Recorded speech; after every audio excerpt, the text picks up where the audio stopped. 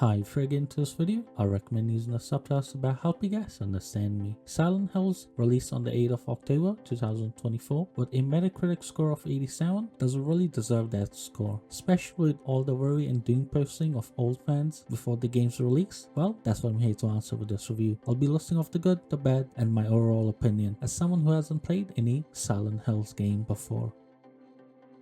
Let's talk about the story, which is one of the game's strongest aspects. At its core, the story is melodramatic with some heavy emotion beats, and now melodramatic can be a hit or miss, but in this case the writing and voice acting elevates it, preventing it from feeling cheesy or forced. Every line of dialogue seems to be well thought out, and the way it's delivered by most of the voice actors adds depth to the characters. One thing I noticed is that the narrative is filled with tension and mystery. It constantly makes you feel like something is around the corner, keeping you on the edge of your seat. The main storyline follows familiar tropes for those who have played survival horror games before. The protagonist haunted by his past, a mysterious town filled with horror, and a deep dark secret waiting to be uncovered. Despite these tropes, the way Silent Hill handles its pacing and emotional beats makes it feel fresh. That said, not every voice actor knocks it out of the park. There are a couple of performances that felt a little off, and the actors, their voice took a while to grow on me. Thankfully, the story's strength lies in its pacing and writing, so even if some of the characters feel awkward at first, the story pulls you in by the end. I was invested in the journey. The soundtrack also plays a big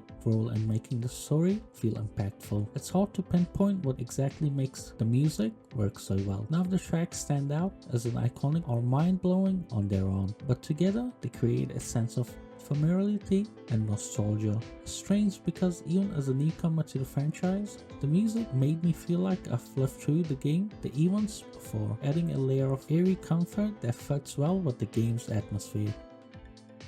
Combat in Silent Hill is one of the most satisfying parts of the experience. The mechanics are responsive and the impact of every attack feels substantial. Each swing of your weapon, each hit you land feels weighty thanks in part to the great sound design. This adds a layer of intensity to every encounter, especially when you're surrounded by enemies and need to think on your feet. What keeps the combat from feeling repetitive is the variety of enemies. You won't be fighting the same type of monster over and over again, which forces you to switch up your approach. You also have a nice range of weapons to choose from, each one catering to different playstyles. Whatever you prefer, a more up-close and personal melee approach or want to pick off enemies from a distance. The game gives you tools to make combat feel diverse and engaging. Accessibility options also adds to the experience, allowing players to adjust the intensity of combat. You can choose to make fights harder or easier depending on what you are into, and that's a nice touch. Not only does it make the game more approachable for newcomers, but also lets you tailor the challenge to your own preference. This customization extends to the puzzle solving elements of the game as well. If you're more into the combat and less into puzzles, you can dial them down and focus on the action. Conversely, if you love unrivaling complex mysteries, you can turn the combat down a notch and dive into the game's puzzle solving aspects.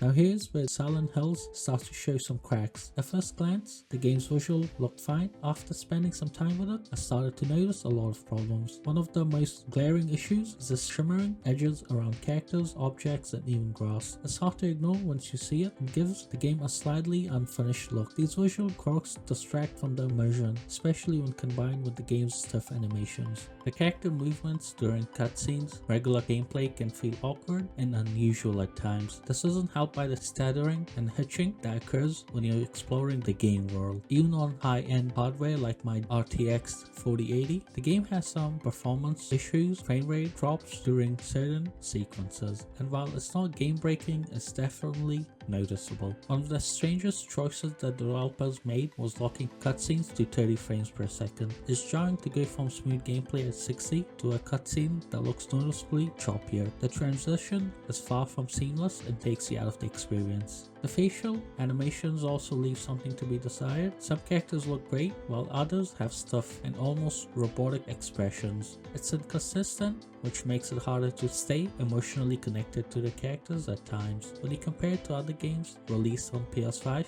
like Horizon Forbidden West or even older PS4 titles like The Last of Us 2, it's clear that Silent Hill doesn't quite measure up in the visual department. Another thing worth mentioning is that the game has its fair share of technical hiccups hiccups during my playthrough. I encountered multiple instances of stuttering, especially when transitioning between areas. These performance issues can break immersion, which is crucial in a game like Silent Hill, where the atmosphere is everything. It's clear that the developers prioritize certain aspects of the game, but the technical side feels somewhat undercooked.